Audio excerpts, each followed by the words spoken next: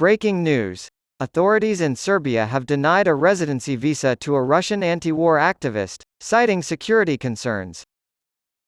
On Tuesday, a Russian anti-war group alleged that officials in Serbia had denied an extension of residency to one of its activists because of his criticism of Russian President Vladimir Putin. The Russian Democratic Society claimed that one of its founders, Vladimir Volokonsky, had all the required paperwork, but the authorities still denied him entry due to a security risk. The police in Serbia have remained silent. A security evaluation of Volokonsky's case, according to a copy of a police document obtained by the Russian organization, revealed unexplained obstacles for the continuation of his stay. Another notable Russian anti-war activist, Peter Nikitin, was denied entrance to Serbia for more than a day at the Belgrade airport earlier this month. Putin enforces Ukraine's red line, then vows to cause as much suffering as possible through grain strikes.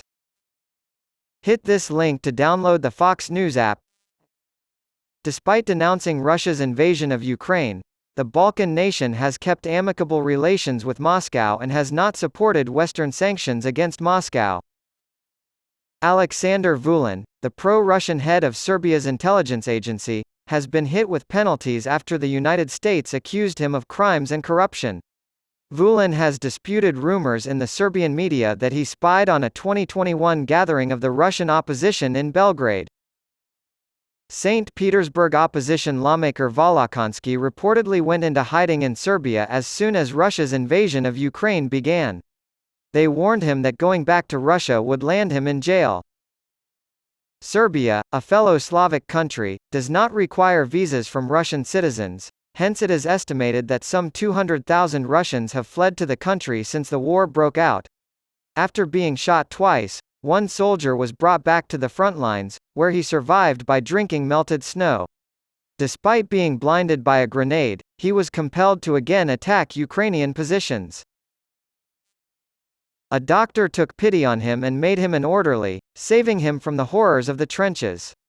Another was ordered to the front at age 23 after serving time for a petty drug offense at the age of 19.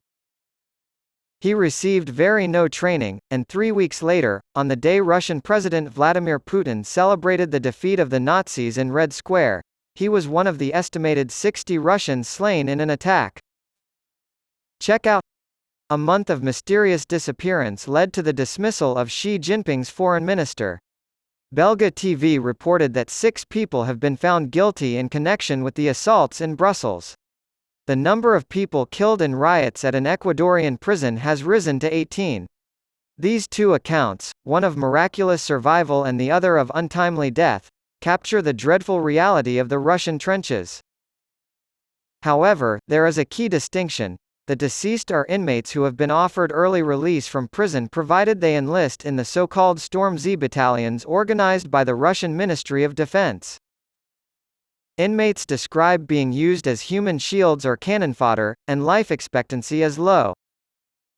Wagner, a mercenary organization, started recruiting inmates for frontline service, and later the Defense Ministry took over the program. Andrei was 20 years old when he was arrested for drug possession and sent to the front lines as part of Russia's recruitment drive, according to his mother, who talked to CNN. 3 weeks after leaving for deployment, the mother submitted video, paperwork, and chat conversations to corroborate her son's story.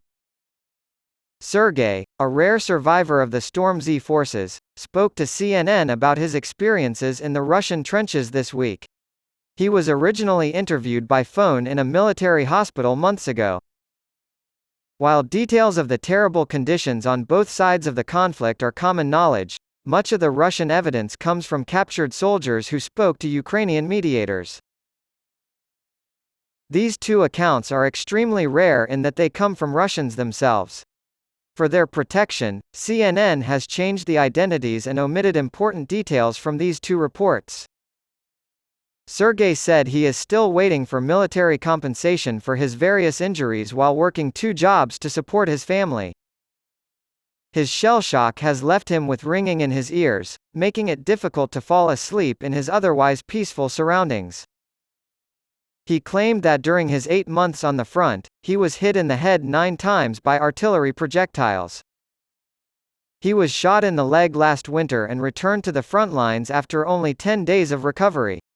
He took another bullet to the shoulder and was taken to the hospital in due time. 2 months later, due to a lack of personnel, he was deployed back to the front lines, where he reported seeing prisoner amputees assigned to radio jobs and soldiers throwing away their bulletproof jackets because of their lack of effectiveness. As Sergei put it, they don't help against shells, given the precision with which the Ukrainian artillery fires. 3 or 4 rounds from our artillery, and maybe something goes boom. It's skewed, and we usually take the first blow. Everyday harrowingness. It's difficult to fathom the scale of deaths. Sergei said that out of the 600 convicts enlisted into his regiment in October, just 170 remained, and of those, all but 2 were wounded. His statement that everyone was injured, 2, 3, some 4 times, rings true. He reflected on the sight of his comrades being blasted to pieces by shells that landed nearby and his own miraculous survival. There was one attack that stuck out in my mind. The last of my 9 concussions stands out in my mind as the worst, he stated. We went on the offensive. Small arms fire and drone attacks were made against us. I don't care, go ahead. Our commander yells over the radio. Don't return until you've accepted this offer. We spotted a tiny foxhole, and the 2 of us dove in. But it wasn't the end of their troubles. A grenade thrown at us by a Ukrainian drone fell in the space of only 30 centimeters. All over my friend's body was shrapnel. However, it had no effect on me. But for 5 hours, there was nothing but a white curtain in front of my eyes. They physically dragged me out of there. The doctors he met eventually took pity on him and hired him as a hospital orderly. His duties included transporting bodies, checking them for identification papers, and cleaning, for the remaining month of his contract.